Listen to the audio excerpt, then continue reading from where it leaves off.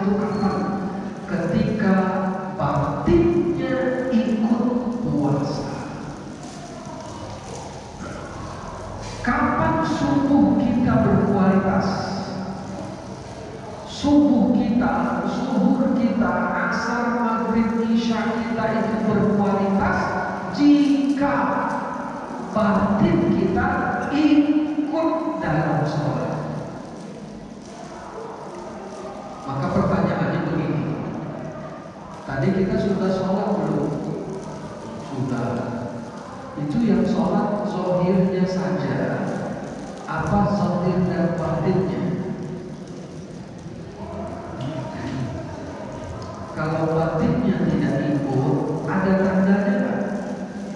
Kalau batin ikut, ada tandanya? Ada. Apa tandanya?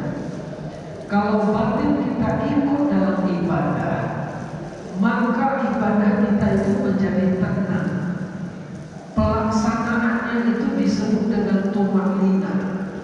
Tumaninah itu kalau dalam sholat kaji-kaji yang lama itu artinya berhenti sebentar. Bukan itu maknanya. Tumaninah itu seakar kata dengan mutmainnah. Mutmainnah itu artinya tenang. Tenang.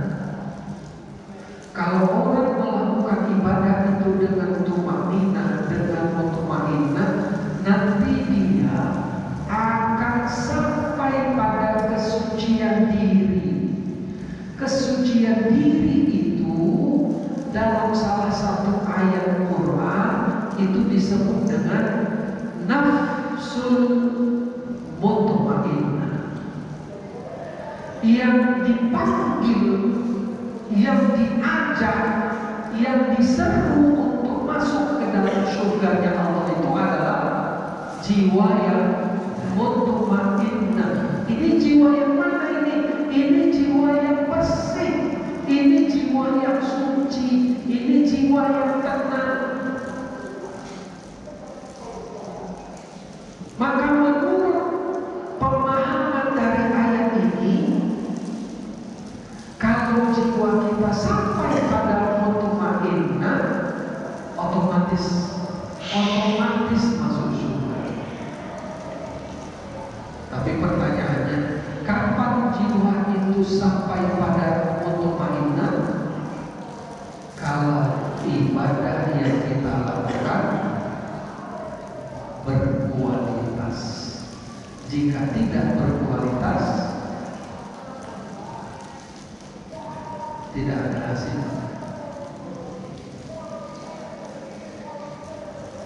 Saya cukupkan dulu sampai di sini. Kita bisa diskusi sebentar. Ada pertanyaan? Jadi apa ukuran ibadah orang itu berkualitas?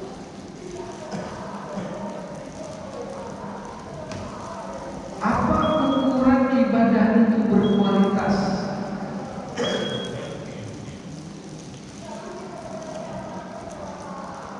Saya kasih contoh. Pak, kita yang kerjanya di kantor, kita kerja yang di perusahaan, kita kerja di mana-mana pun, di kampus, di rumah sakit atau di mana, kinerja itu bisa diukur apa? Bisa. Apa ukurannya? Apa ukuran kinerja itu? Kalau di kampus, di kantor, ukurannya itu apa? Ukurannya itu ketaatan, kepatuhan, loyalitas, kedisiplinan. Iya, kan itu ukurannya. Kerajinan itu ukurannya. Kalau ini kemudian diukur, maka hasilnya baik. Hasilnya sangat baik. Hasilnya kurang baik, itu bisa diukur. Kalau amal itu bisa diukur, nggak bisa. Bagaimana cara mengukurnya?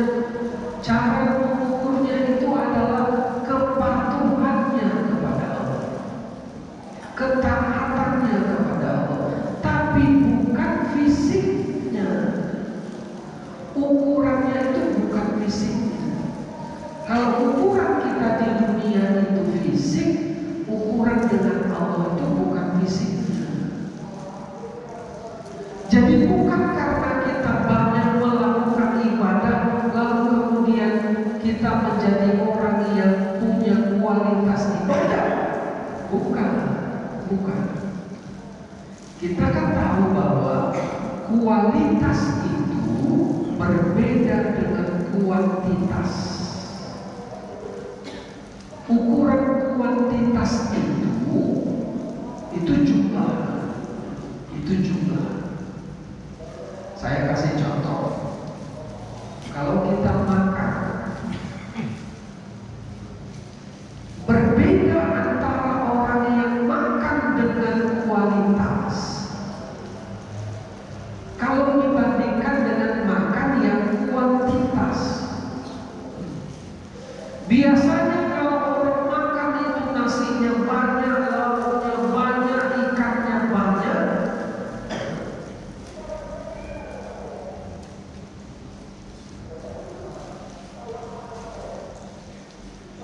itu biasanya siapa?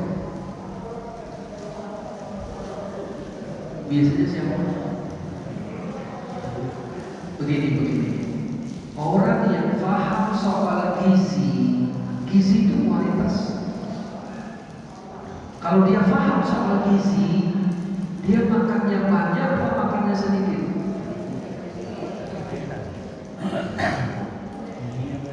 Iya, gizinya yang banyak, bukan makanannya yang banyak. Jadi kalau undangan kita ada orang yang makan nasinya banyak tambah ikan,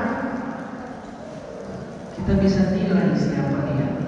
Kita bisa nilai orang ini tak paham soal gizi.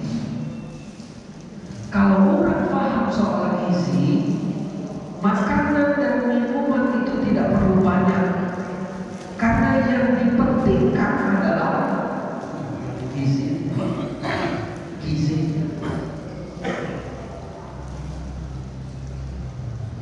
Kita mementingkan makanan itu dalam jumlah banyak apa gizinya?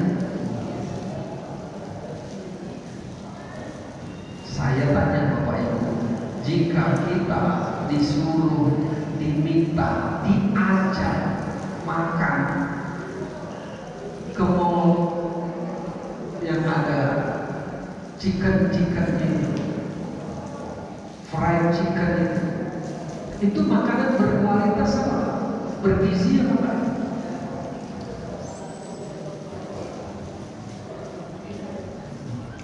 Kita suka nggak dengan makanan begitu? Anak-anak suka nggak? Anak-anak kalau dikasih yang model fried chicken itu, sukanya luar biasa. Kalau kita udah tua, udah 40, 50, 60, masih suka ya dengan makanan begitu? Mau, sekali-sekali bisa, sekali-sekali boleh. Tapi kita tahu bahwa makanan itu sampah. Itu bukan makanan bergizi itu. Jadi kalau terlalu sering dengan hal-hal yang seperti itu, maka mindsetnya itu bukan makanan bergizi. Asal makan, asal kenyang, apapun masuk. Kalau mau nengok orang makan banyak, penuh piringnya, tengoklah pekerja berat itu. Ya, orang yang pekerja berat itu, yang penting sama dia adalah banyaknya makanan. Kalau soal gizi nggak penting sama dia, iya kan? Kalau dalam amal, kalau dalam ibadah, yang kita cari itu adalah jumlahnya, banyaknya, berarti kita belum paham soal kesucian diri. Karena kesucian diri itu tidak dihitung dari jumlah, tidak. Karena itu saya pernah memberi pertanyaan begini. kita punya waktu 10 menit untuk sholat zuhur. Kita ada waktu 10 menit. Pertanyaan saya begini, Bapak Ibu,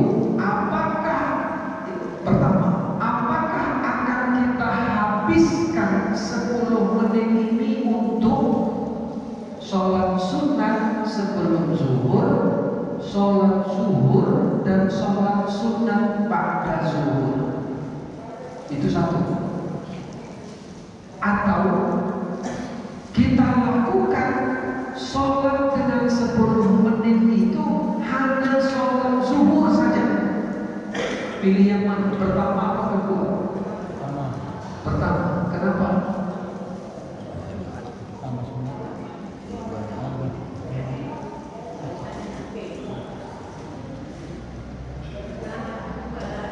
Kedua,